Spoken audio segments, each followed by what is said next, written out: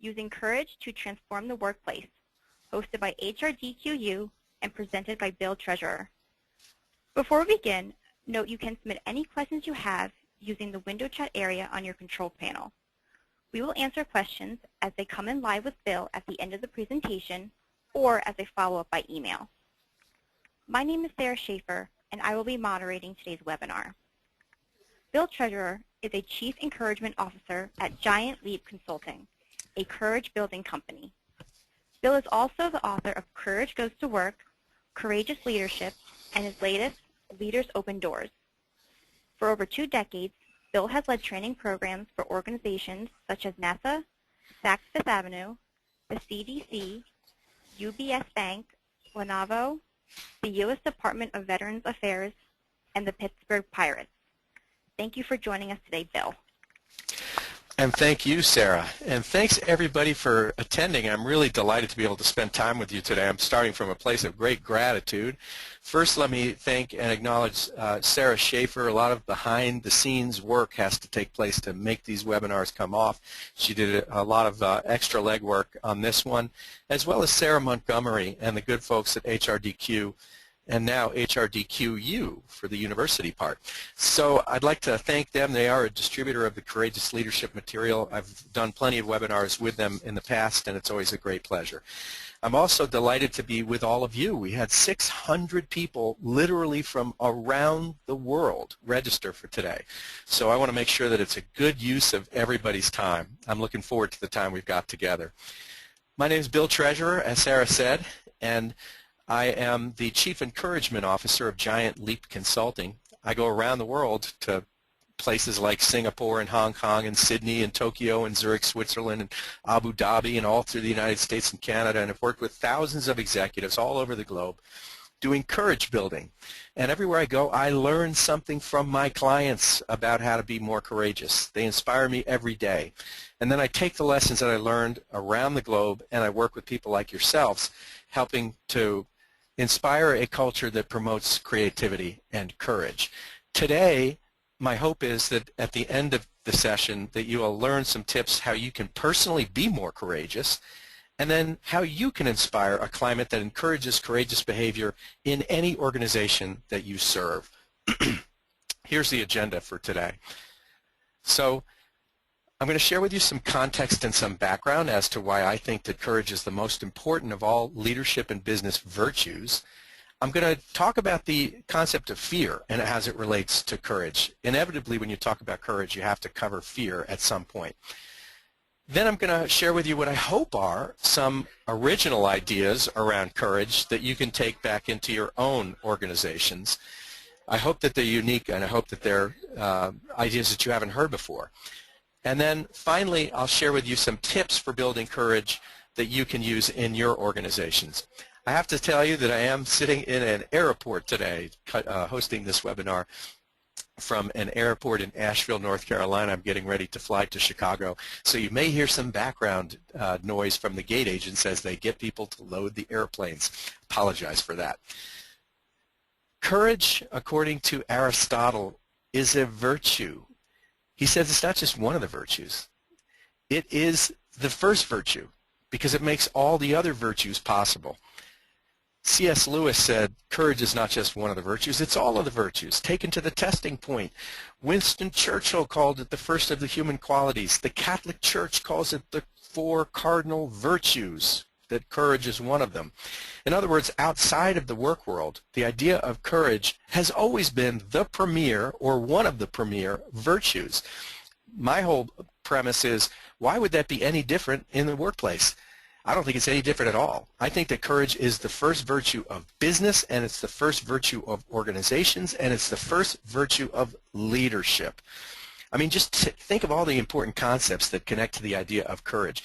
To be a leader means to render bold decisions that some people are going to disagree with. To be a leader means having courage. To be an innovator and a creative person means to draw outside of the lines and even make some mistakes. The greatest innovations almost always start out as blasphemy. You want to be an innovator, you got to be willing to be a blasphemer, and that takes courage. To be a business developer or a great salesperson means to knock on hundreds of doors in the face of rejection over and over again, and that takes courage.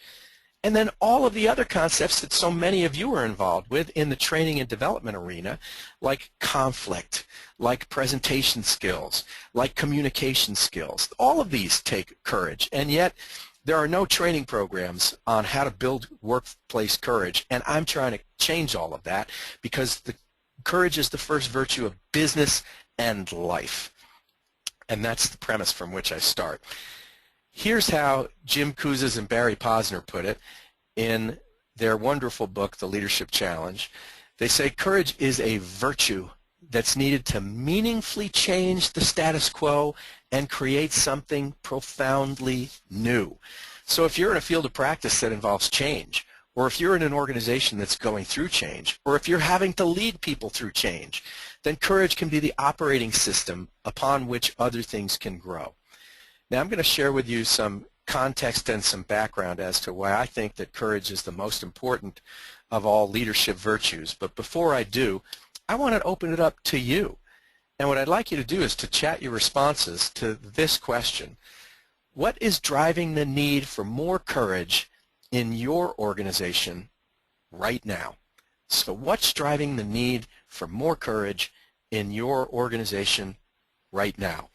Last week we were working with a major computer company, and they're going through a merger. They're assuming they bought a company, another world-renowned company that you've definitely heard of, and they're having to assimilate those people into the culture. And it takes courage for the people that are having to assimilate, and it takes courage for the people that are welcoming the new people into their culture and still having to honor their culture. So there's an example of something that's driving the need for courage in that instance.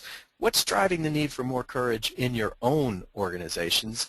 I'd love it if you would go ahead and chat some responses so we can take a look and see what you have to say. Things that I have heard in the past and some that are likely to come out now: growth.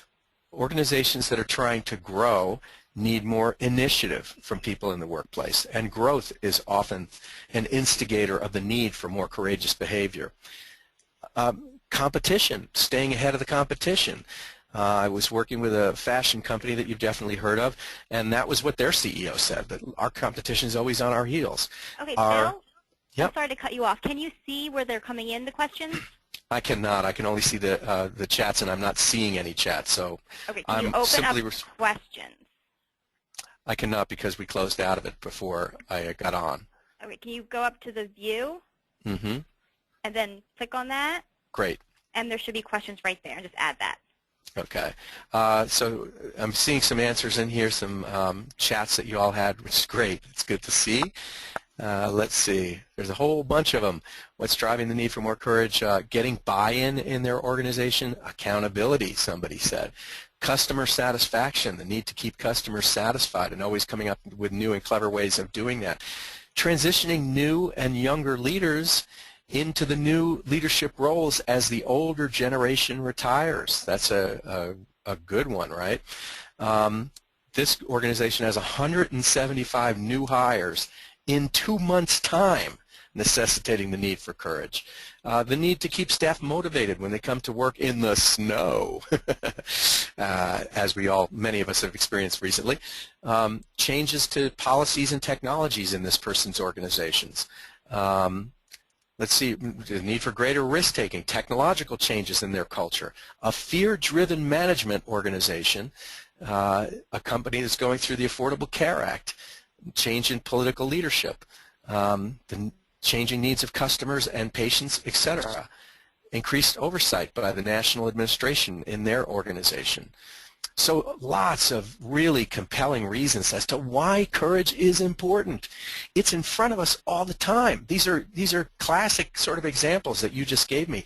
There's almost always a reason that's driving the need for more courage in our organizations, and yet most of us don't have any training programs dealing with how to be more courageous. Sure, we've got stuff on how to give presentation skills, how to have more assertiveness, how to have more trust in our organizations. But the concept that connects to all of those, that enlivens all of those, is courage. So I'm trying to change that with the idea of courage building. So with that as it is, and the fact that it's such a need in your own organizations, and it's so important to your own organizations, I'm going to go into some context and some background. And I'm trying to promote a new organizational development concept that I call courage building. In fact, one of my URLs is couragebuilding.com. I know that you all care about team building. I think courage building is just as important as team building to an organization. And it has three fundamental premises. The first is that courage is a skill. It's learnable, it's teachable, and you've been learning how to be courageous since you were a little kid and one of your parents took off your training wheels on your bicycle. And then they pushed you forward. You were scared to death. You took 4 wobbly pedals, fell down and scraped your knees. And what'd your parents make you do? Get back up and do it again. Persisting through suffering is a type of courage. Secondly, people perform better for longer periods of time with higher morale and engagement when they're operating out of confidence, courage, and conviction than when they're operating out of fear and anxiety. Thirdly, the entire organization benefits when more people are showing up to work each day with just a little bit more courage. It has a transformative effect when we aggregate the single act of courage that each individual brings. It can literally change the culture. Now, I want to be clear. I'm talking about a tempered, everyday experience of courage, little doses of courage, not gigantic doses of courage. This person is not an example of everyday courage. This is massive courage. This picture is iconic. We've all seen this image. This is truly a courageous person. What is more inspiring is that he didn't just stop 4 tanks. He stopped an invading army. That is the picture that was cropped, and you saw the other one, which was picked up by the Associated Press. But this is the picture that tells the real story. Today, in my webinar, I'm not expecting you to become that person. That's an extraordinary amount of courage. He's likely dead, and we don't even know his name. What I am suggesting today is that we focus on a more everyday, tempered experience of courage that is accessible to all of us, not just astronauts, not just heroes, not just people charging a hill with a gun, but for the rest of us, such as everyday courage could mean taking on a new skill or a new role that eclipses your current skills, putting yourself in over your head on purpose. How about giving a presentation to your boss's boss? So many of you know that the book of lists ranks the highest fears, and the number one fear is not the fear of death. It's the fear of giving presentations. 5th is death, meaning people would rather be dead in the box than have to give the eulogy. How about delegating to a new or untested employee? If you're in a management role, you have to learn how to do that if you ever want to aspire to a leadership position. But if you're always mired by not trusting people, then you'll never be able to excel as far as you can go, and they'll never be able to get into a leadership role themselves. But it takes courage to be able to delegate to a new or untested employee. How about informing a customer about a mistake that you or your organization made, sort of fessing up? It's really hard to do in some environments. I'll tell you where it's really hard to do it is in hospital environments. To fess up to some malpractice that was done almost never happens. And then how about enforcing new performance standards on tenured staff employees? How about being in a leadership role where you were formerly a peer and now you've popped into a leadership role and you're younger than everybody that you're leading and you used to be their peer? That's tremendously challenging, and it takes a lot of courage. So courage is right in front of us every day, and these are just a few examples. In any situation like those that I just mentioned, we tend to exist on a grand continuum that ranges from safety-seeking behavior on the one hand to opportunity-seeking behavior on the other hand. Most of us are willing to go out on this continuum to some degree, and we call that place our comfort zone. We start to hesitate at a certain point, but before we start to hesitate, we're in our place of comfort. Well, if you're not in comfort, by definition, where are you? You're in your discomfort zone. And here's the thing. Human beings and organizations don't grow in a zone of comfort. We grow, progress, and evolve in a zone of discomfort. Now, you can't be so far out into discomfort that you experience those traditional feelings of fear, fight, flight, or freeze, where you choke in your performance. But you have to be enough out into your discomfort zone that you get the physiological manifestation through sweaty palms and through cotton mouth and maybe blotchy skin and perspiration that you have moved into discomfort. If you get it right, you move into what we would call the courage zone. You could also call it the learning zone or the growth zone. It's that place out into discomfort but not too far out into discomfort, to make sure that you're preventing apathy and complacency from setting in. If you're a leader, you have two responsibilities. The first is for you to be doing things that are occasionally outside of your comfort zone. The key here is sweaty palms. When's the last time you did something that caused your palms to sweat at work? Another good question is, when's the last time you did something for the first time? When's the last time you did something for the first time? Now, if you're a leader, so that's your first responsibility, is to make sure that you're the first one up and off whatever high dive platform you're wanting people to jump off of. But you have a second responsibility as a leader too, and that is to make people uncomfortable. Let me say it again. Your job as a leader is to make people uncomfortable. Now, I want to be really clear. I'm not talking about fear-stoking, because I'm going to get to that a little bit later. Fear has a tremendously debilitating impact on performance. But what I am suggesting is when you're in a leadership role, you've got to nudge people out into discomfort so that they can continue to grow, progress, develop, and evolve. I'd like to know from you the bold moves that you're facing at work right now. So I got a poll question, and I'm going to go ahead and pull this poll question up, and you'll be able to see it here. So I'm going to launch this poll, and it should be right on your screen right now. How much of a bold move are you considering at work? Here's your choices. I'm considering a bold move at work. I'm actually in the midst of a bold move at work. I'm avoiding a bold move at work. I'm not interested in taking a bold move right now. All of these are legitimate answers. Let's go ahead and we'll get some poll questions. You might be sitting next to, in fact, you might be with a group of people around a table. Maybe you can decide on which person gets to answer, or maybe you could put up an answer that reflects all of you. For the rest of you, I'd love it if you could get your votes in. I'll let it go here for a little bit. We got about almost 70% of you have voted, but we're still getting the tallies coming in. I'll be able to show this to you in a second. In a minute, I'll be able to close the poll, and you'll be able to take a look at it. Let me just get the answers back up. I'll read them through one more time. How much of a bold move are you considering at work?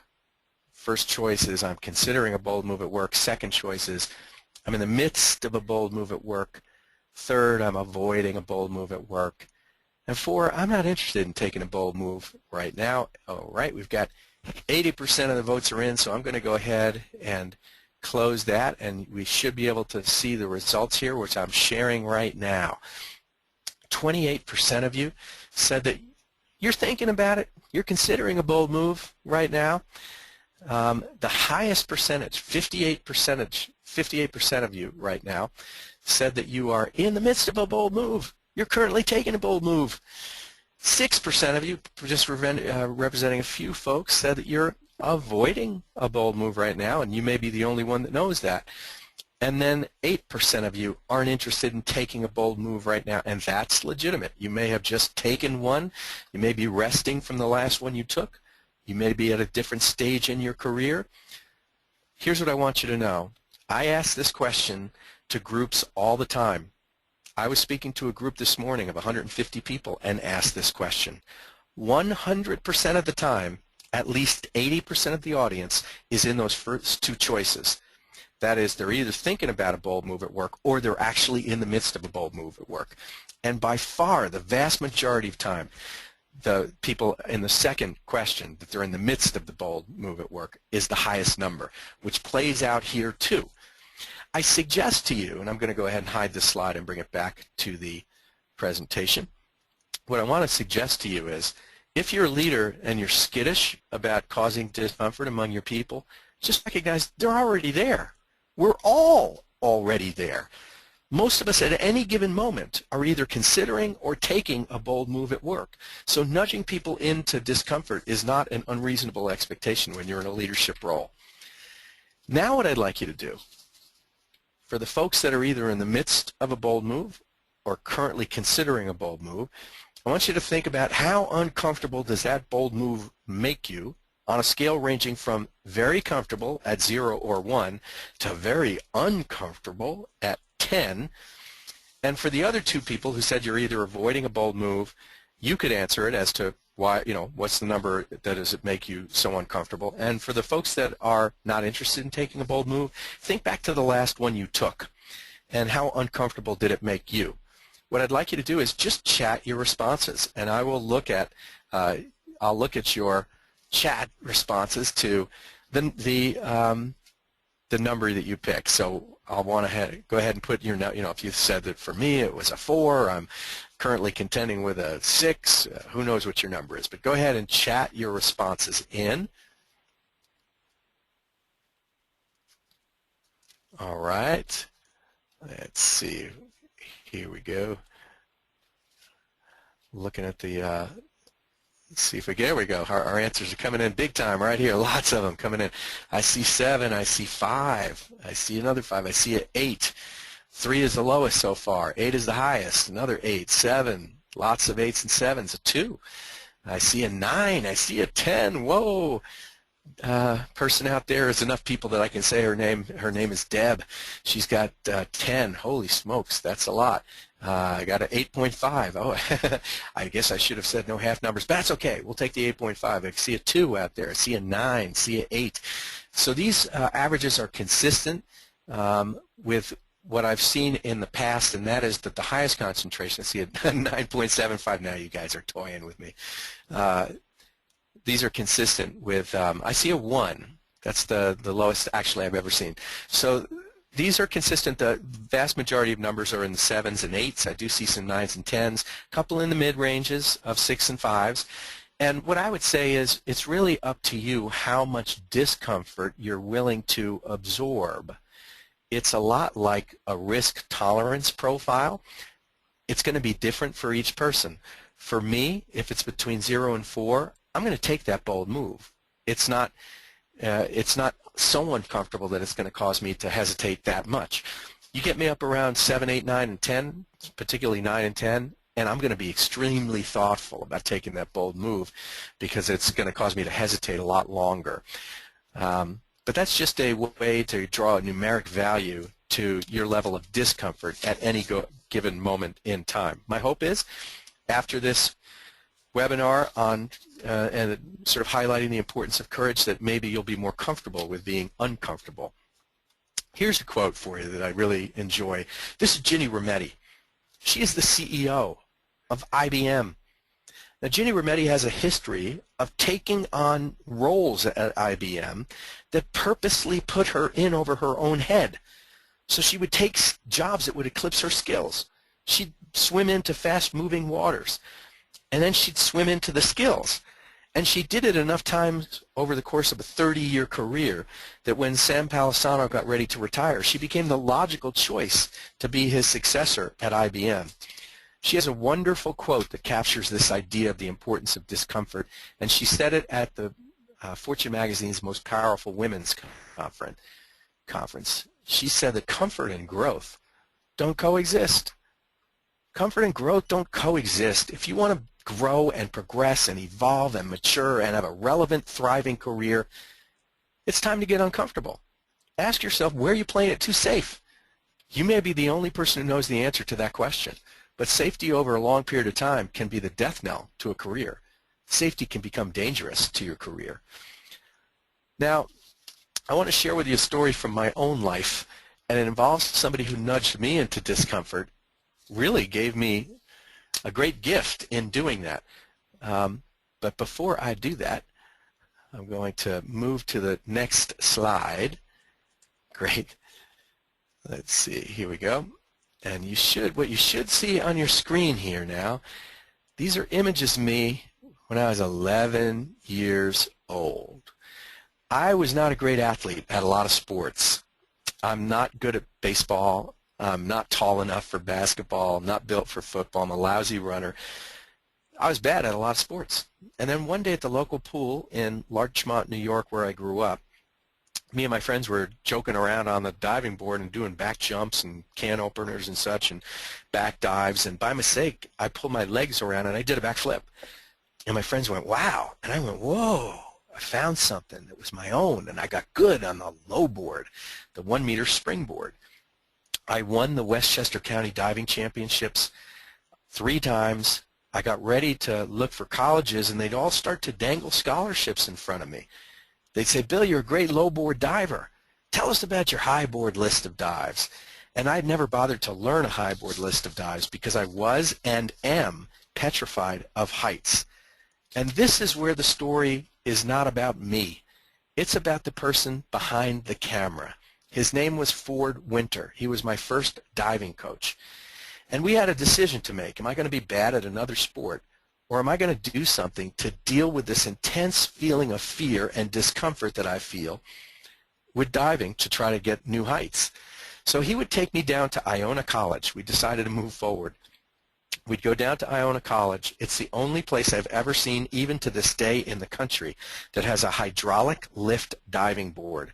It was a diving board built on one of those, like when you take your car to get your oil changed and they put it on that big gigantic pipe. It was one of those. And so he was able to move the diving board to 1.5 meters. And when he did that, my heart was racing. My heart was racing. I didn't even want to go to practice. I was petrified of practice. And after about 100 dives, my heart started to come back to normal. And after about 200 dives, it got back to regular. After about 300 dives, I got a little bored. And that's when Ford raised the board to 2 meters, and now my heart was racing again, and I'm petrified, don't want to go to practice, getting welts on my legs, and upset with him and trying to scam out of practice. And 200, 300 dives, 400, 500 dives, I start to get used to it. And what does he do again? He pulls the ladder up to 2.5 meters, and through this process of modulating between comfort and discomfort, he would nudge me into discomfort, help me acquire skills, help me gain confidence, understand what I was doing, and once I got it down and became comfortable, he would nudge me back into discomfort. I tell you this because the kid who started out with a profound fear of heights eventually did this for a living.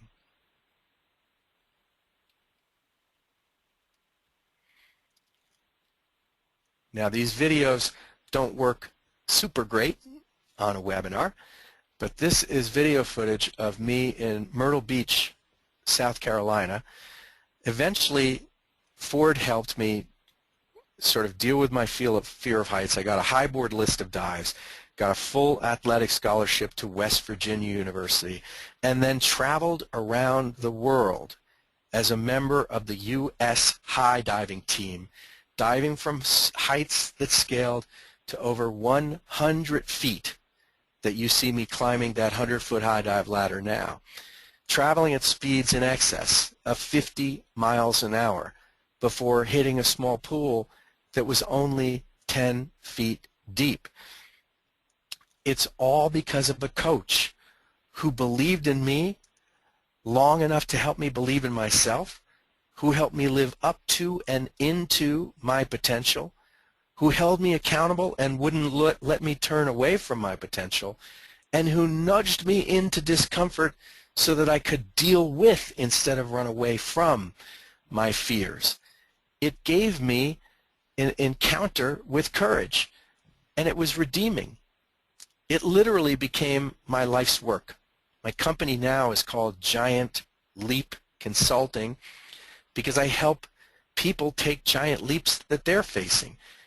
Everybody on this webinar is called to take a high dive at some point in their life, certainly personally and many times professionally. The question becomes, what's your high dive? What is the platform of safety that you're standing on and you've been standing there too long? What's it going to take for you to get off that platform? Who will be impacted when you leave that platform? What will it do for your life, and what will it do for their life to see you as a role model doing something to face your courage? and to sort of overcome, if you will, or at least dominate or master your fears. Ford Winter helped me. He gave me my whole career. Now I stand on the pool deck and help you metaphorically take whatever high dive you're facing. And there are plenty of high dive moments in the workplace. I want to move into the idea of leadership as it relates to courage. I want to talk to you about two different behavioral dispositions that I call fillers and spillers. Spillers are people that cause you to lack courage. They cause you to feel unsafe. I want you to think of a leader that you least admire at work. What are some things that that leader does to undermine people's ability to be courageous? I'd like you to go ahead and type in your answers, if you will. Think about a leader you least admire at work. What are some things that that leader does that cause you to lose courage or be discouraged? So let's go ahead and chat in your answers. Great. Let's see.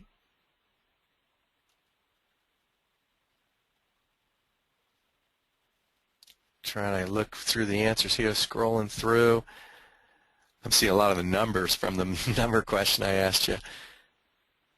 All right, let's see. Hey, Sarah, are you there? Sarah Schaefer, maybe you could read some of the answers that are coming up with this question here. Think of a leader you least admire. What are some things that that leader does to undermine people's courage? What are you hearing?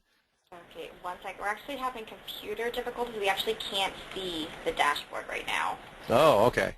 Try scrolling all the way down. Yeah, it takes like 100 minutes to do that. So I am, but I'll tell you what, as I'm doing, oh, I hear some. Here we go. I've got some. Micromanage comes up. This leader talks bad about other people, micromanage,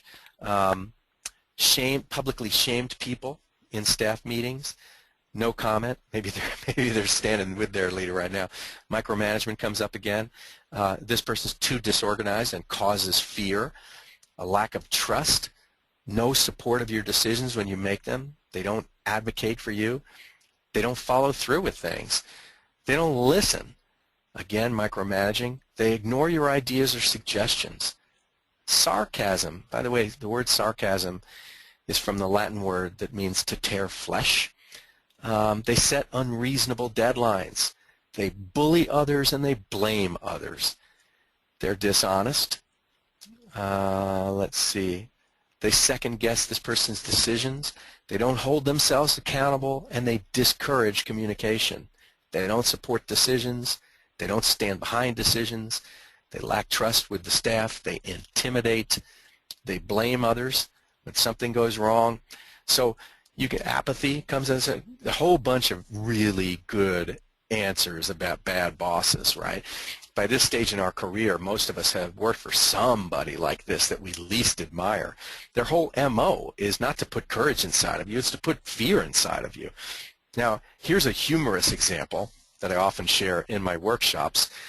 My boss gave the first Employee of the Month award to himself. Well, a lot of leaders like that are just plain arrogant.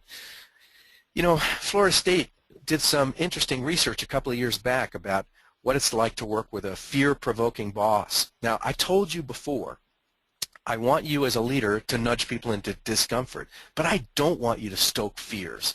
People with fear-provoking bosses are twice as likely to be depressed, and we know that high depression has a negative impact on job performance and output. People with fear-provoking bosses are twice as likely to take sick days when they're not sick.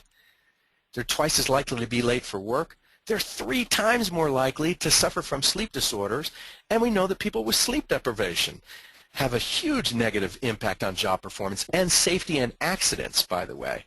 And yet, how many of us have ever had the Sunday night blues where we didn't want to go to work the next day because of some intimidating bully boss? If that weren't enough, a Finnish study showed that people with fear-provoking bosses are 39% more likely to develop coronary heart disease. Here's the thing. If you're a red-blooded capitalist, if you care about making money and shareholder value and profitability and performance and output, you wouldn't stoke people's fears to get things done. It gives you exactly the opposite performance impact that you're wanting. And yet, despite having unprecedented access to contemporary management thought, When there's pressure in the system, when there's stress in the system, many of us revert back to the leadership styles you might have seen in a salt mine in Egypt 2,000 years ago. I call these leaders spillers because they're full of their own fear, and they transmit that fear to others. And they cause that other person's courage to be displaced. They literally cause a person to be discouraged. They diss them. And ultimately, it has a negative impact on that spiller in the long run. First of all, they'll lack loyalty. They'll get all of those negative performance impacts. But in the long run, it'll hurt their career to be like that. And here's how you can hear it. And let me just suggest to you, a lot of us fall into this spiller behavior sometimes. I mean, I got kids. I got 3 kids, twin 11-year-olds and an 8-year-old. Do I sometimes use fear to get them to stop doing something? Sure. But if I did it all the time, I'm just increasing their therapy bill later on in life. Here's a phrase that is the most overused phrase in the history of business, and it suggests a spiller type of leader. Well, what keeps me awake at night? Well, what keeps me awake at night is the competition is moving furiously fast. What keeps me awake at night is the onboarding process is too slow around here. What keeps me awake at night is that our technology isn't scaling quick enough for the growth of the business. What keeps me awake at night? What keeps me awake at night? I never sleep at night. I'm worried about this business. And I want you to be worried, because until you're really worried like I am, I'll never be able to sleep. So be worried, be anxious, be afraid for this business. That's what that little phrase is ultimately suggesting. It's a showcasing of your own fears so that you'll get other people to be just as awake at night as you are. Let me tell you something. Employees don't care what keeps you awake at night. That's not what motivates and engages people. They want to know what gets you up in the morning. What are the opportunities on the horizon? Where are we going that causes you to have confidence? What makes you excited about the future that we're facing? What gets you up in the morning? That's what they want to know from a leadership standpoint. So I'm trying to promote a different leadership disposition, one that I call fillers. I love this quote by Dwight Eisenhower. So let me just suggest, I'm not talking about soft skills. These are not easy skills. They're hard skills. If they were easy, more people would do them. Here's a guy that was not an old softy. He was a 5-star general, the supreme commander of the Allied forces, eventually president of the United States. What he says is that you don't lead people by hitting them over the head. Any damn fool can do that. It's usually called assault, not leadership. I'll tell you what leadership is. It's persuasion and conciliation and education and patience. So now I want you to think for a moment about a leader you most admire. Think of a leader you most admire. What are some things that that leader does that helps activate your courage, that causes you to have courage? Contrast it with that spiller leader. Now let's talk about fillers, that they fill you with courage, they put courage inside of you. Go ahead and chat your responses to what are some things that that leader does that actually puts courage inside of you. So I'm seeing some, I got you, great, here we go. Now you're coming up, this is good. Let's see. Somebody's asking for the Eisenhower slide. You can have these slides as a PDF. HRDQ would be happy to give it to you. I would be happy to give it to you, but only as a PDF. So I'm seeing here they continually support you. They trust you. They empower you to do your job. They encourage communication. They allow me to take a lead on a project. They equip me with the tools. They give me the training that I need. They recognize the positives. They don't just manage by negative exception, only pointing out what's wrong. They also point out what's right. They have your back. They support you. They don't throw you under the bus. They support, this person says, support me, cared about me as an individual outside of work. They lead by example. They're a cheerleader. They acknowledge that the good work that others have done. They have a clear vision and goals. They're not afraid to get in the trenches with us sometimes and roll up their sleeve. I know that they have my back. They push me to succeed. They praise. He coaches employees and empowers them to learn, reinforces small and big wins. These are great. I love seeing these. I really do, because we know what it means to be a good leader. We know it. We've been around it. The question becomes, which are you, a filler or a spiller? Are you putting courage inside of people, or are you putting fear inside of them? And are you putting fear inside of them because somebody put it inside of you? So this idea of being a admired leader, a lot of times when we work for leaders like that, we end up having loyalty to a filler. Here's an example of a filler leader. I've worked with this person on 4 occasions. This is Sarah Blakely, the founder of a company called Spanx. Now, Sarah and I have worked together, as I mentioned, 4 times in the past. She actually wrote the foreword to the book upon which this Courageous Leadership program that HRDQ distributes is based. And the book is called Courage Goes to Work. And Sarah wrote the foreword to the book. Now, Sarah's an amazing person, and she was on the cover of Forbes magazine last year as the youngest self-made female billionaire. I said billion. This year she was on the cover of Inc. magazine. She has this great quote, and it comes from the foreword of my book, Courage Goes to Work. She said, "In every situation where I was ever afraid but kept on moving, you could substitute the word courageous for afraid. I was afraid when I started Spanx with $5,000 in savings. I was afraid, i.e. courageous, when I knocked on the doors of textile mills begging them to manufacture my new footless pantyhose. I was afraid, courageous, when I met with buyers and tried to convince them to sell Spanx products. And I was afraid the first time I was a guest on the Oprah Winfrey Show." She also says this, and she said this at the Fortune Magazine Most Powerful Women Summit. She said, "When somebody makes a mistake at Spanx, especially when those mistakes key us in onto a new insight, I'm never disappointed. In fact, I go up to them and give them a big high five." That is a filler.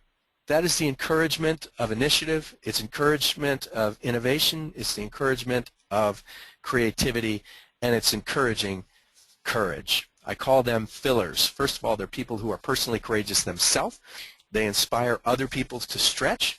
They literally put courage inside of people. They encourage them, and in return, they get deep loyalty. But do they get results? Well, Fortune magazine said the #1 living leader alive today on a cover issue this year is the Pope. They rated the 50 top leaders in the world, and he came out #1. Why? Because of results. The percent of Catholics who plan on giving more to the church this year, to the poor this year, is 25%. The percent of Catholics who attribute it to the Pope himself is 77%. So courageous leadership gets results.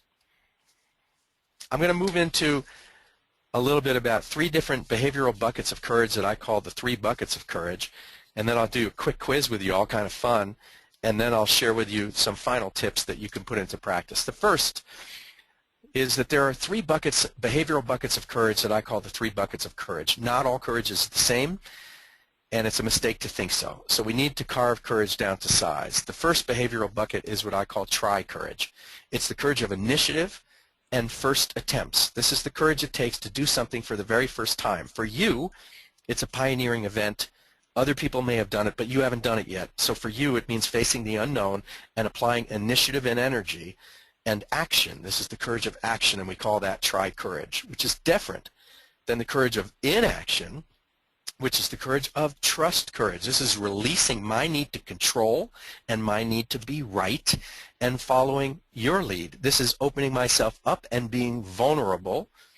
This is me delegating to you and not hovering over you like a helicopter parent. This is me entrusting you, and it's the courage it takes to be vulnerable, and yet it's so important. I know that you're all very familiar with Patrick Lencioni's 5 dysfunctions of a team. The #1 dysfunction of a team is lack of trust. Trust takes courage to be the first one to sort of put down your weapons and get disarmed and say, you know what, I know I might get hurt in doing this, but I'm going to trust you. That takes a lot of courage. So we've got try, the courage of action, trust, the courage of trust and vulnerability, and the third one is tell. Tell is the courage of voice or assertiveness. This is the courage of the truth teller. This is the courage it takes in conversation to be honest. This is the courage it takes to give a direct report, feedback that will help them but might be difficult for their ears to hear. This may be lateral feedback to a team member who's not pulling their weight, or it may be upward feedback to a boss who could do a better job of leading. Or in the extreme circumstances, it's the courage it takes of the whistleblower. So try, trust, and tell, the three different behavioral buckets of initiative, vulnerability, and assertiveness. The Courageous Leadership material actually has the Courageous Leadership profile that's included in the material, so a person can gauge how much courage they have in each one of these behavioral buckets. It's got 30 questions. It's a 30-question survey. It can be done hard copy or online. If they do it online, it can also be done as a 360, and they get an extensive report on how much try, trust, and tell they have in each one of these buckets. What I'd like to do with you all right here is do a quick quiz, and we'll let you at your table. Maybe you're talking to other people. Maybe you're just with yourself, but I'm going to let you have a fun little quiz here. And here's your first question. You step up to lead a major strategic initiative, and it's something you've never done before. Which bucket of courage do you think it involves? Did you guess try courage? Because if you did, you're right. This is the courage of initiative, taking action when you've never done it before. For you, it's a pioneering event. Let's go on to the second question. You privately, but assertively, disagree with your boss about a decision that she made. The key here is the word assertive. This is about giving feedback. This is tell courage. Let's make them a little bit more difficult now for your third quiz question. You've got a lot of negative things to say about your boss behind his back, but never directly to his face. What do you think? Which bucket does it involve? Now, some of you might say, well, trust, because, you know, if you don't have trust, then you're going to be negative. Well, that may be. It might be trust. We don't know. Because you also might just be a malcontent who talks about everybody behind their back, and it has nothing to do with trust. We don't know. But we do know that you are not asserting yourself to your boss. You're saying things negatively about the boss to everybody except the boss. If you had more courage, it would be in the tell bucket. This is lack of tell. Let's go on to the next question. It's easier than that question.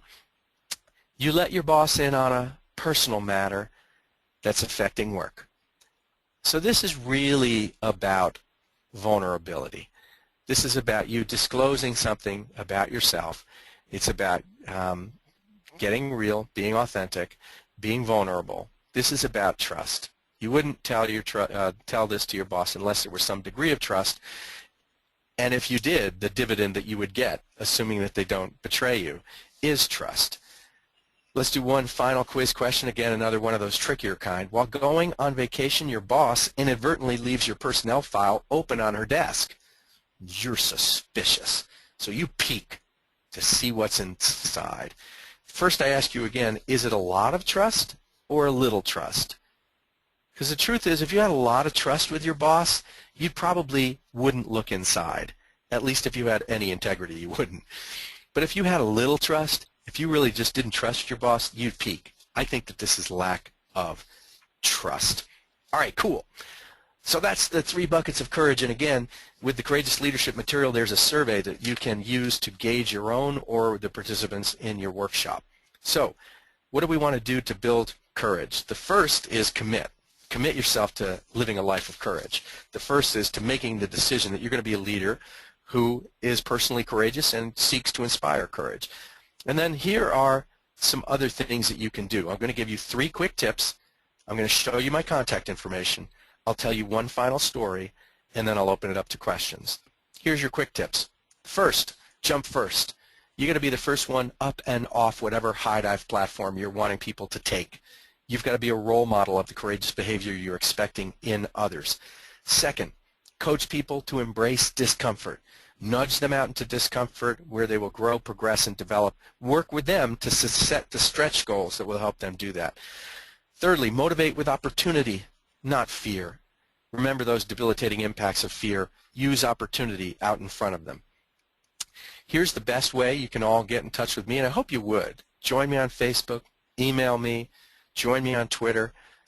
At @BTreasure is my Twitter handle. @TakeGiantLeaps is my company's Twitter handle. You can find me on Facebook and all the other social media platforms. I want to share with you one final story, and this idea is about that I learned the importance of creating safety. And this came to me, if you want people to extend themselves, you want people to take some high dives. You want people to do some challenging and hard and scary things. You got to make it safe for them to do so. I learned this lesson from a young girl with cerebral palsy, and she happens to be my daughter. Now, Bina, she has CP, but we taught her how to walk on the trampoline when she was 5 years old. Up until that time, she wasn't walking. We'd have to carry her everywhere, and she was getting heavy. We'd have to like put our hip out to the side when we would rest and talk to people. And then one day on the trampoline, which I purchased the trampoline so I could teach my boys how to become high divers because Bina wasn't walking. But one day, just for grins, I stood behind her and I held her little hips and I let go to see what would happen. And she took a wobbly little step and fell down and giggled. And that was different. A lot of kids with CP end up in wheelchairs forever. Many of them get concussions when they're trying to learn how to walk, so the floor is not a friendly thing. We had removed the consequences for failure temporarily. We had removed the risk from her situation transitionally, not permanently, because she's going to have to learn how to walk on the ground. But we had stumbled into creating safety so she could gain and acquire the skills and then transitionally, incrementally start increasing the risk for her. She learned on the trampoline, eventually transferred over to a spongy rubber mat, and then we'd go out there every day and move the tape from 4 feet to 5 feet, the next day to 6 feet, and eventually she learned how to walk on a trampoline. So your final tip is to create safety for people. If you want them to grow, progress, and evolve, you've got to make it safe for them to do so. I want to leave you with a final thought. This year, earlier, I got to work with this fine group of people on this next slide. If it goes, there we go. These are coaches of the Pittsburgh Pirates, and I got to work with Clint Hurdle, and he is the tall guy there in the back, and he really summed it up about being a filler leader. He said it's all about encouragement, it's all about positivity, and it's all about trust. And as I turn it over and turn it back to HRDQ, I just want to wish you all the very, very best. I thank you so very much for showing up on today's webinar. I hope that you'll get in touch with me if you have any questions. And I hope that you will seek to activate your own courage that already is inside of you. And then if you're in a leadership role, help people find the courage that's inside of them and let it blossom. Thanks a lot, everybody. I appreciate it. Back to you, Sarah. All right. Thank you so much, Bill. That was really inspiring. We actually do have some time for some questions. So attendees, if you want to go ahead and send those in now. And while we wait for those questions, let me tell you a little bit about the program that is the foundation of today's session. The Courageous Leadership Facilitator set includes not only the guide, but a sample participant workbook, profile, and PowerPoint presentation. And for joining us today, you can review the set for an exclusive 25% off for 30 days risk-free. And don't forget to use coupon code WebinarCL25 at HRDQstore.com through November 27th. Okay? And it looks like we have questions coming in, so why don't we get that started? Our first question is from Laura. Is courage the same in every culture? That's a good question. You know, I've had the great fortune of actually delivering this program in all of those countries that I mentioned in the beginning, and if you joined us late, places like Singapore and Hong Kong and Sydney and Tokyo and Zurich, Switzerland, and Abu Dhabi and Dubai and London and Canada and the United States, and some really cool places. I've worked with many different cultures, thousands of employees doing this very program, which is in a half-day and full-day format. And what I found is that there are some uniqueness to the different cultures relative to their expression of courage. A lot of times the Asian cultures are honor societies, meaning that they value very much the aged. They value people with gray hair. They revere them. They seek their wisdom. They honor them. So they're honor societies. And they tend to be, because of that, they tend to have more deference to authority than in, say, the United States. And our whole history was about overthrowing an oppressive government. The people in Australia sort of more like the United States in that regard. So we're more willing to sort of put not bite our tongue when it comes to authority figures. Although, you know, All of us are to a degree because we learn that from a very young age. We learn the don'ts from our parents. Don't talk to strangers, don't no back talk, et cetera, et cetera. We don't learn many of the do's.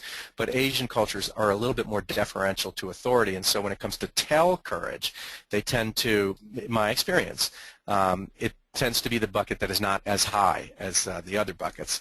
I think that there can be cultural differences when I was in the Middle East. Same thing. A lot of them, really are led by rulers. So is Great Britain, although Great Britain is a social democracy, so they have a democratic system. But most of the places like, where they have rulers and sheikhs are under different systems, different regimes, and they're under kings, and they're used to that. That's what they've grown up under. And again, sort of get in line when it comes to authority figures. You don't question the authority figures. Although right now with the Arab Spring, you have seen them question authority figures and in fact overthrow regimes that did not take good care of the people. So people have a certain willingness to bite their tongue to authority figures differently across culture until they are oppressed or until they are treated or mistreated, and then they start getting their courage back up, like the young man in Tiananmen Square. So I do think culture plays out differently in some to some degree. It also, I think, plays out from a gender standpoint, that we express ourselves differently. My experience has been, and some research suggests this as well, that women tend, and I say tend, I don't want to generalize, to be more willing to express vulnerability than men, emotional vulnerability. On the other hand, men tend to be comfortable taking physical risks like daredevilry. And you'll see it with 17-year-old skateboarders, boys, that they will try harder tricks and get bigger, higher degrees of accidents and more hospital incidences when women are watching.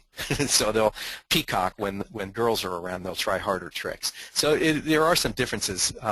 At the same time, I think universally the need for courage, that I showed you a slide early on in my presentation, that the word courage, in every culture, there's a word for courage that means something to that effect. So I think that human beings, literally, I think actually it's biological, that we're equipped to be courageous, because you can't get through the human experience without applying your courage in the face of fear many, many times throughout your life, regardless of what culture you live in.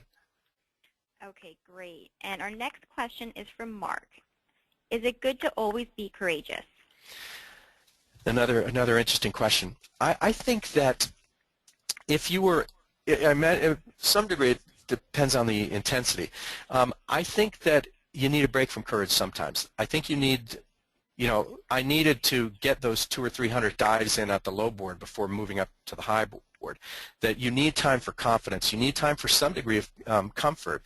You need contentment in life. In a marriage, you need contentment. That said, I do think that one should err on the side of more courage than less courage. I think you'll have a much more fulfilling, take a big bite out of this apple of life before you kick, and you'll have a much more fulfilling, gratifying life to the extent that you do that. But no, I don't think you should be courageous all the time, and I don't think you need to be at decibel 8 to 10 at all the time. It would be exhausting to do so. You'd be living a frenetic and a hyperkinetic life if you did. Okay, all right. And third, this is from Tara, and she said, we know you are in an airport now, so we're all curious. How many in the airport stopped to listen as you presented this? That's funny. Let me see if there was a, there was a woman, and they've got this little section here at the airport in Asheville where I live, which actually is like cordoned off for business people, and the Delta flight doesn't leave for a while. So fortunately, there was only one woman in the cubicle in front of me, but I get pretty animated, like I use my arms and such when I talk. So but it's a good question, but fortunately, I'm stuck in a little place where there wasn't as many people today as there could have been. Okay, great. And then the last one, this is from Janice, and she said, what do you think is the difference between courage and bravery?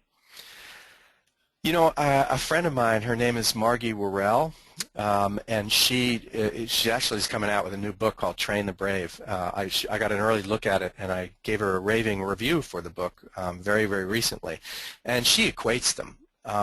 I think that the differences probably would be subtle enough to do that. What I will say is that I don't think fearlessness is bravery, and I don't think fearlessness is courage. It might be bravery a little bit, but it's definitely not courage, because courage is fearfulness. When you're in a courageous moment, you are fearful, but you're working through your fear, and you're carrying your fear with you, maybe sometimes fighting your fear, but you're not running away from it, and you are not fearless. This idea of fearlessness, I'll see that bumper sticker sometimes, no fear, like that's a good thing. I think it's a silly thing. I think that if you don't have fear, it's not really activating your courage. You might be doing some dunderheaded move that can really put you in harm's way. So I'm not sure that I answered the question. I think that the differences are subtle, but I will say that courage involves the application. Courage is ignited. It becomes the great instigator of courage. It also becomes the great hinderer of courage, fear, but it can instigate your courage. Okay, well, thank you so much for sharing with us today. Well, thank you, all the HRDQ people, Sarah and the other Sarah too, and all the good folks that showed up today, a whole bunch of you. What a great honor to be able to be with you. Yes, well, thank you. So unfortunately, that is all the time we have today. If we did not get to answer your questions, you will receive an emailed response next week. So we appreciate your time, and we hope you found today's webinar informative.